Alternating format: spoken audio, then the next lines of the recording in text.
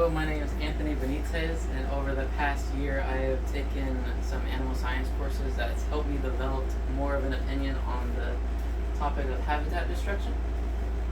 And did you know about 30,000 acres of land are lost every other day? Not only that, they use this land for agriculture purposes, but also it allows expansion for waterways and other beneficial systems. Yeah, they're great and allow for more productivity, but at the same time we're leaving chemical pollutants, debris, and this alone has resulted in the extinction of over 30,000 species in the past year. What are we going to do? What should we do? Habitat loss has not only affected one specific species, but over 80% of them as a whole. From genetic diversity to species distribution, as a result, the interactions of various species, it has caused it not only to become overpopulated, but also uninhabitable by other indigenous species. It's stuff like this is why we should do more to protect the animals and rather than just conservation acts. Here are some causes: is land conversion, climate change, pollution, water development, agriculture. Some pros would be to reduce the stress for foraging for people and overpopulation, so we would be able to expand as human expansion, and it would be more efficient for us as a whole when putting new systems and everything. But some cons would be the extinction of some species, habitat fragmentation, and uninhabitable environments. The top three on the list would be land conversion, climate change, and agriculture. Agriculture, with land conversion taking 14% of average native area of the habitat, it forces overpopulation to take place. After that, diversity splits off and dies. Climate change is the result of land conversion from all the machinery and fuel implemented in that one area, causing most habitat environments to change, reducing survival rates and reproductions to dwindle. In addition, all organisms are already reduced by 11% from land conversion. These lead to negative effects on the farm or any agricultural-based companies in the area. Animals tend to migrate to cities and farm because of the rich food sources and literally nowhere else to go. This will consequently result in the transmission of diseases to livestock or pets. If you think about it, it's one great circle or a chain of events that start with one drastic thing. Indigenous species.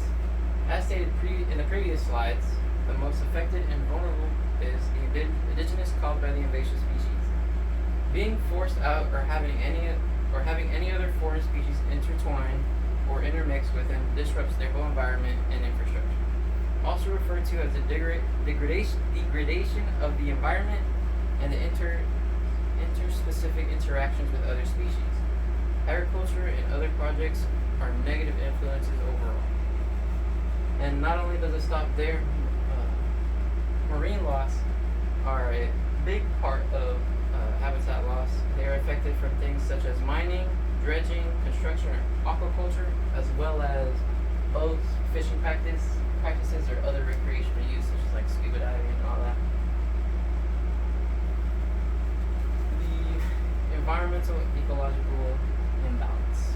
Studies have shown that 70% of the forest is within 1 kilometer of the forest's edge. This results in the dredging effects of fragmentation over the course of 35 years across multiple biomes and on a scale of over 5 continents.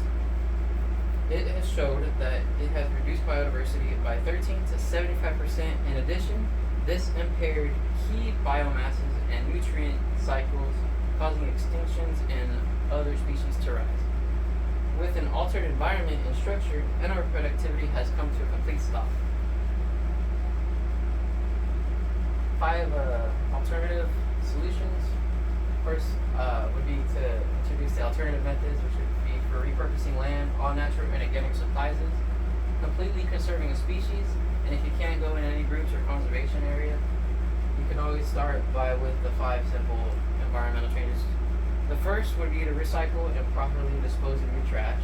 The second would be to change your mindset and get informed on the situation around you. The third would be to combat invasive species in the area by decreasing productivity and diversity.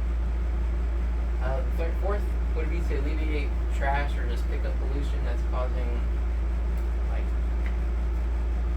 sugarcane river. Considering different methods of transportation would be the fifth one, such as using electricity or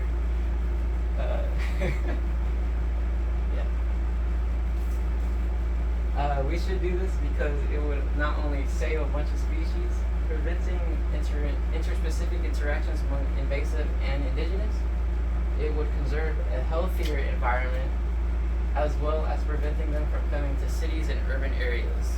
So hopefully after all this, you have got enough information to develop your own opinion on the matter and take a side.